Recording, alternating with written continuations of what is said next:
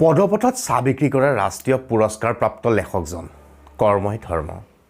গীতাৰ এই মূলবাণী আমি কিমানজনে বাৰু আমাৰ জীৱনত খটুৱাব পাৰিছোঁ নিশ্চিতভাৱে অতি কম সংখ্যকে পাৰিছোঁ কিন্তু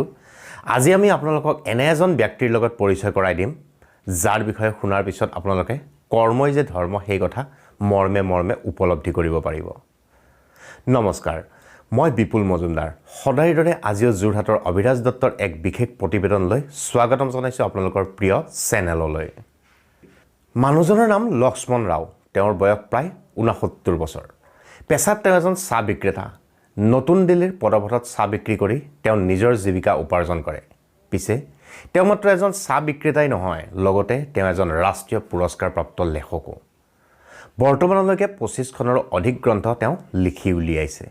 1952 চনৰ 22 জুলাইত মহাৰাষ্ট্ৰৰ অমৰাৱতী নামৰ ঠাইত লক্ষ্মণ ৰাওদেৱৰ জন্ম হৈছিল অষ্টম শ্ৰেণীলৈকে তেওঁ নিজৰ মাতৃভাষাতে অধ্যয়ন কৰিছিল কিন্তু হিন্দী সাহিত্যৰ জনপ্ৰিয় লেখক গুলশন নন্দাদেৱৰ হিন্দী গ্ৰন্থসমূহ তেওঁৰ খুবেই প্ৰিয় আছিল আৰু নিজেও তেনে ধৰণৰ গ্ৰন্থ লিখি প্ৰকাশ কৰিব বিচাৰিছিল কিন্তু তেওঁ যেতিয়া কিতাপসমূহত প্ৰকাশকৰ ঠিকনা দেখিছিল সকলোবোৰ দিল্লীৰেই আছিল সেয়ে নিজাববীয়াকৈ এখন কিতাপ প্ৰকাশ কৰিবলৈ তেওঁ 1975 চনৰ 30 জুলাইত দিল্লীলৈ আহে কিন্তু কোনো এজন প্ৰকাশকেই তেওঁ লিখা গ্ৰন্থ প্ৰকাশ কৰিবলৈ ৰাজি নহল তদুপৰি দিল্লীত তেওঁৰ কাৰোৰে লগত পৰিচয় নাছিল আৰু তেওঁৰ ওচৰত অৰ্থৰ অভাৱ আছিল সেয়ে প্ৰথম অৱস্থাত তেওঁ শ্ৰমিক হিচাপে আৰু হোটেলত বাচন বৰ্তন ধোৱাৰ কাম কৰিছিল আৰু পৰৱৰ্তী সময়ত তেওঁ দিল্লীতে পাণ তামোলৰ এখন দোকান আৰম্ভ কৰিলে আৰু তাৰ পৰা পোৱা 7000 টকাৰে নিজৰ প্ৰথমখন গ্ৰন্থ নেই দুনিয়া কি নেই কাহিনী প্ৰকাশ কৰে তদুপৰি তেওঁ বিভিন্ন বিদ্যালয় ৰেল ষ্টেচন আদিত নিজেই গৈ নিজৰ গ্ৰন্থখন বিক্ৰী কৰেগৈ এনেকৈ আৰু দুখনমান গ্ৰন্থ প্ৰকাশ কৰাৰ পিছত তেওঁ যেতিয়া মানুহে চিনি পোৱা হ'ল আৰু তেওঁৰ শিক্ষাগত অৰ্হতাৰ বিষয়ে সোধা হ'ল তেতিয়া তেওঁ নিজৰ আধাতে সমাপ্ত হোৱা পঢ়া জীৱনটো পুনৰ আৰম্ভ কৰিবলৈ বিচাৰিলে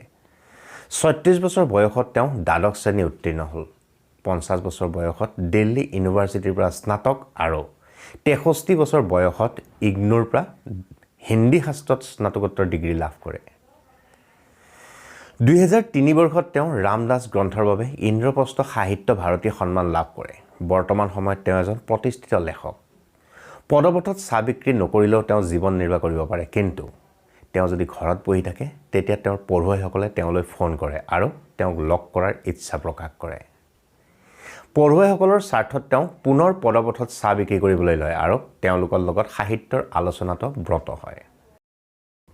এয়ে আছিল জীৱনত কাহিনীও হাৰ নামানি নিজকে এজন সু লেখক হিচাপে প্ৰতিষ্ঠিত কৰোৱা লক্ষ্মণ ৰামদেৱৰ অসাধাৰণ কাহিনী এনে এজন ব্যক্তিৰ সকলোৰে বাবে চিৰপূজ্য